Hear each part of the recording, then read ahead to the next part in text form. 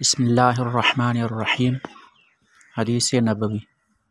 حضرت عبداللہ بن عمرو رضی اللہ تعالی عنہ بیان کرتے ہیں، رسول اللہ صلی اللہ علیہ وآلہ وسلم نے فرمایا، اللہ کے ساتھ شریک بنانا، والدین کی نافرمانی کرنا، قتل نفس اور جھوٹی قسم اٹھانا کبیرہ گناہ ہیں۔ حضرت انس رضی اللہ تعالی عنہ کی روایت میں جھوٹی قسم کی بجائے جھوٹی گواہی کا ذکر ہے۔ اس حدیث پاک میں نبی کریم صلی اللہ علیہ وسلم نے کچھ بڑے بڑے گناہوں کا ذکر فرمایا ہے اور ان سے رکنے کی ترغیب دی ہے۔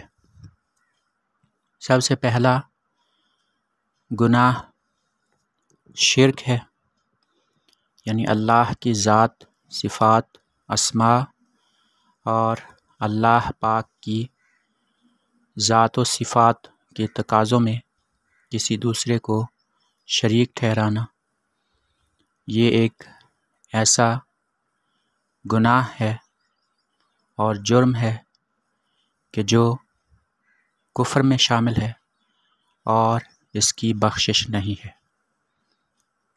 اللہ تعالی ہمارا خالق و مالک ہے، تو اس کی ذات و صفات، اسماء وغیرہ میں اس کا شریک ٹھہرانا یہ بہت بڑی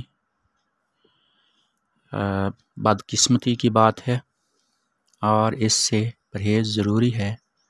اس سے انسان ایمان کے دائرے سے خارج ہو جاتا ہے اور جہنم کا مستحق ہو جاتا ہے۔ شرک کے بعد جس گناہ کا ذکر فرمایا گیا ہے وہ والدین کی نافرمانی ہے۔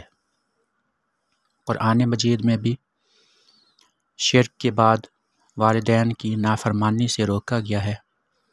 والدین کی نافرمانی کرنا، ان کو کسی بھی طرح تکلیف پہنچانا، یہ منع ہے، حتیٰ کہ انہیں اف تک کہنے کی ممانعت ہے، یعنی ان کی ذرہ برابر بھی دل آزاری کرنا منع ہے۔ لیکن اگر والدین میں سے کوئی ماں یا باپ شرک کی ترغیب دے یا کفر کی طرف بلائے یا کسی بڑے گناہ کی طرف دعوت دے تو ان کا کہنا ماننا ضروری نہیں، بلکہ ان کے کہنے کے الٹ کرنا ضروری ہے۔ یعنی اللہ کی نافرمانی میں والدین کی فرما برداری ضروری نہیں ہے۔ لا معصیت لا طاعت فی المعصیت، کہ گناہ کے بارے میں، گناہ کے سلسلے میں اطاعت کرنا یہ بالکل ضروری نہیں ہے۔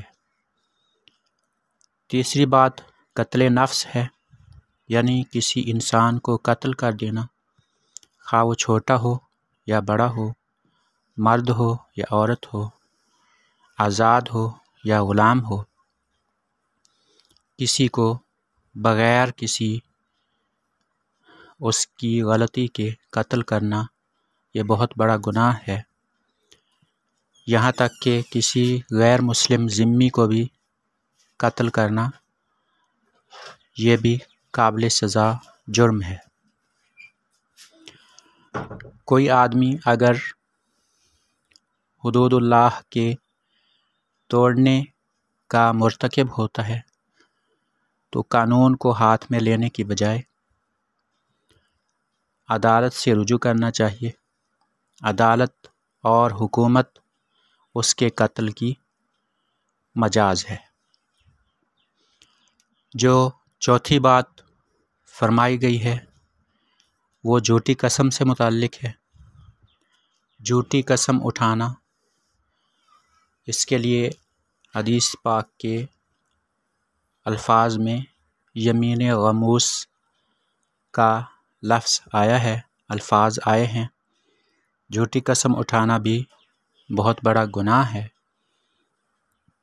اس سے بچنا ضروری ہے۔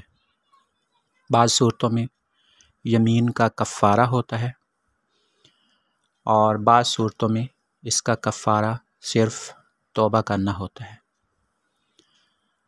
حضرت انس رضی اللہ تعالی عنہ کی روایت میں اسی حدیث کے ساتھ جھوٹی قسم کی جگہ پر جھوٹی گواہی کا ذکر ہے۔